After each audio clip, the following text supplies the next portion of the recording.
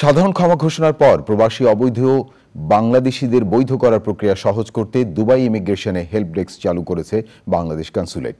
এই হেল্প ডেস্কের মাধ্যমে বিভিন্ন দিক নির্দেশনা এবং সহযোগিতা পাচ্ছেন অবৈধ অভিবাসী বাংলাদেশিরা।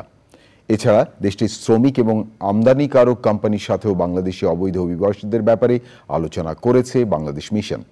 প্রিয় দর্শক, সংযুক্ত আরব আমিরাত থেকে জানাচ্ছেন মেহেদী হাসান।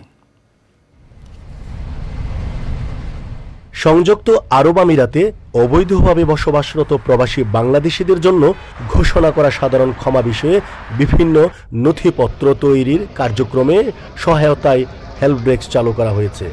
ভিসা জটিলতা এড়াতে বাংলাদেশ মিশন ইতিমধ্যে বেশ কয়েক দফা দেশটির ইমিগ্রেশন কর্মকর্তাদের সঙ্গে আলোচনাও করেছেন। হেল্প ডেস্ক খুলেছি, যারা অনিয়মিত আছেন ওখানে যাওয়ার পরে ইনস্ট্যান্টলি তারা তাদের ফাইল প্রসেস হচ্ছে এবং তারা নিয়মিত হয়ে যাচ্ছে। নিয়মিত হয়ে যাওয়ার পরে তারা এখানে বৈধভাবে বসবাস করবেন এবং এই 2 মাসের মধ্যে তারা তাদের জব খুঁজে তারা এখানে বৈধভাবে বসবাস করতে পারবেন। এবং যারা দেশে চলে যেতে চাচ্ছেন তারা সঙ্গে সঙ্গে ওখান থেকে এক্সিট ক্লিয়ারেন্স দিয়ে দেওয়া হচ্ছে, তারা দেশে চলে যেতে পারবেন। কোনো ধরনের অর্থকড়ি, জরিমানা কোনো কিছুই তাদেরকে পে করতে হবে না, সরকারি কোনো ফি নেই।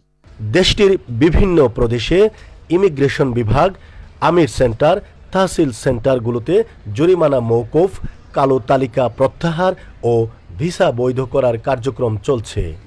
সাধারণ ক্ষমার আওতায় 2রা সেপ্টেম্বর থেকে 6 সেপ্টেম্বর পর্যন্ত কেবল বাংলাদেশ মিশন দুবাইতে ই পাসপোর্টের জন্য 3,368 আবেদনকারীর বায়োমেট্রিক করা হয়েছে।